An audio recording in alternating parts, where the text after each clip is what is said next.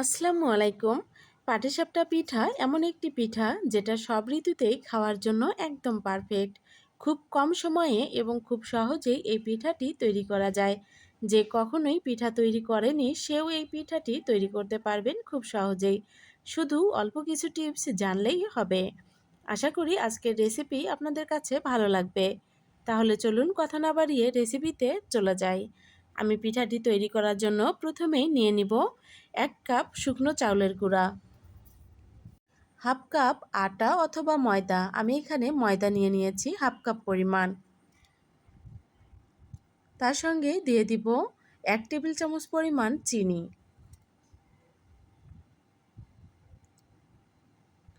Half চা চামচ লবণ।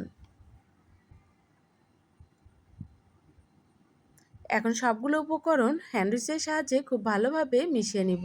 তবে তার আগে দিয়ে দিব 1 চা চামচ গুঁড়া দুধ। এটা অপশনাল, দিলেও হবে না দিলেও হবে, তবে দিলে স্বাদটা ভালো আসবে। এখন অল্প করে করে পানি দিব এবং গোলাটা তৈরি করে নিব।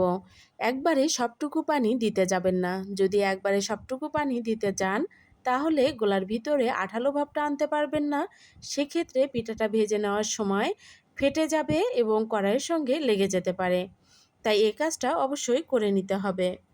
আমি এভাবে অল্প করে করে পানি দিয়ে গোলাটা তৈরি করে নিয়েছি। এখন এর ঘনত্বটা দেখিয়ে দিচ্ছি। এর ঘনত্বটা থাকবে ঠিক এমন। যেহেতু আমি এখানে শুকনো চাউলের গুঁড়া ব্যবহার করেছি, তাই এ পর্যায়ে গোলাটাকে 30 মিনিটের জন্য রেস্টে রেখে দিতে হবে। এই ফাঁকে তৈরি করব পাটিসাপটার খিরসা। খিরসা তৈরি করার জন্য আমি কড়াইয়ের ভিতর নিয়ে নিলাম 2 টেবিল চামচ পরিমাণ ঘি। তার সঙ্গে দিয়ে দিব 2 টেবিল চামচ পরিমাণ চাউলের গুঁড়া। এখন চাউলের গুঁড়াটাকে একটু নেড়ে চেড়ে ভেজে নিব। অবশ্যই চুলার আগুনটাকে লো ফ্লেমে রেখে ভেজে নিতে হবে, তা না হলে পুড়ে যাবে।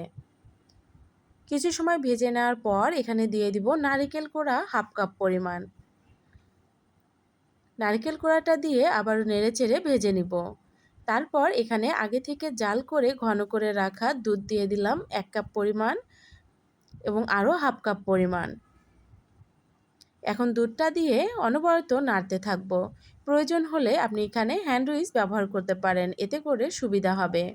নাড়তে নাড়তে এক পর্যায়ে দেখা যাবে যে খিরসাটাও অনেকটাই ঘন হয়ে আসবে। ঠিক সে পর্যায়ে এসে আগে থেকে জাল করে রাখা খেজুরের গুড় আমি এখানে দিয়ে দিলাম। খেজুরের গুড়টা দিয়ে আবারও নেড়েচেড়ে খুব ভালোভাবে মিশিয়ে নিব। মিশিয়ে জাল করতে থাকবো ততক্ষণ পর্যন্ত যতক্ষণ না এটা কিছুটা ঘন হয়ে আসে। তবে খুব বেশি ঘন করব না। আমি এ পর্যায়ে চুলাটা বন্ধ করে রেখে দিব ঠান্ডা হওয়ার জন্য। 30 মিনিট পর গোলাটাকে দেখিয়ে দিচ্ছি। এ পর্যায়ে এসে গোলাটাকে চেক করে নিতে হবে। দেখে নিতে হবে গোলাটা আঠালো আছে কিনা এবং এর ভিতরে কোনো দানাদার আছে কিনা। যদি দেখেন হাত দিয়ে হাতের সঙ্গে বাজছে দানাদার, তাহলে আরও কিছু সময় মেখে নেবেন। মেখে নিলেই দানাদারটা চলে যাবে। এবং দানাদার আছে কিনা তা বোঝার জন্য দেখুন, যখন চামচ থেকে ঢেলে নিচ্ছি সে পর্যায়ে চামচে কোনো রকম দানাদার দেখা যাচ্ছে না। তার মানে আমার গোলাটা একদম পারফেক্ট আছে। এখন চলে যাব ভাজার জন্য। এজন্য চুলায় প্যান বসিয়ে সামান্য তেল দিয়ে নিলাম এবং তেলটা খুব ভালোভাবে টিস্যু দিয়ে মুছে নিয়েছি। প্যানে কোনো রকম তেল থাকা যাবে না। যদি প্যানে তেল থাকে তাহলে মসৃণ পাটিসাপটা পিঠা তৈরি করতে পারবেন না। তাই তেলটাকে ভালোভাবে মিশিয়ে নিয়ে আমি গোলাটা দিয়ে কিছু সময় অপেক্ষা করেছি। কিছু সময় অপেক্ষা করলেই দেখা যাবে যে পিঠার কালারটা অনেকটাই চেঞ্জ হয়ে আসবে। ঠিক সে পর্যায়ে এসে আপনার ইচ্ছামতো খিরসা দিয়ে নেবেন।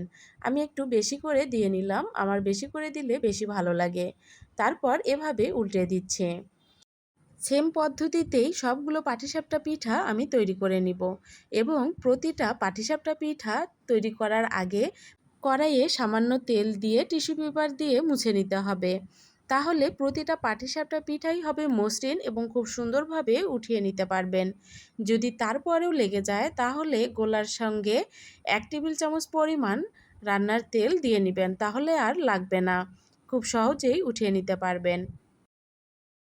মাত্র এই অল্প কিছু টিপস অনুসরণ করলে আপনার পিঠাগুলোও হবে এমন মসৃণ এবং লোভনীয়। এভাবে আমি সবগুলো পাটিসাপটা পিঠা ভেজে নিয়েছি। দেখুন মাশাআল্লাহ কতটা লোভনীয় হয়েছে এই পাটিসাপটা পিঠাগুলো এবং প্রতিটা পাটিসাপটা পিঠাই কিন্তু মসৃণ হয়েছে। আশা করি আজকের রেসিপি আপনাদের কাছে ভালো লেগেছে। যদি রেসিপি আপনাদের কাছে ভালো লেগে থাকে তবে লাইক, কমেন্ট, শেয়ার দিয়ে পাশে থাকবেন এবং আমার রেসিপিগুলো যদি আপনি দেখতে চান তবে চ্যানেলটিকে সাবস্ক্রাইব করে বেল বাটনটি অন করে দিতে পারেন।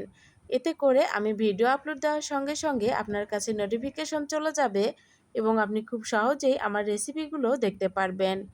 সবাই ভালো থাকবেন, সবার পরিবারকে নিয়ে সবার সুস্বাস্থ্য কামনা করে আজ এখানেই বিদায় নিচ্ছি। আবার দেখা হবে অন্য কোনো ভিডিওতে অন্য কোনো রেসিপি নিয়ে। আল্লাহ হাফেজ।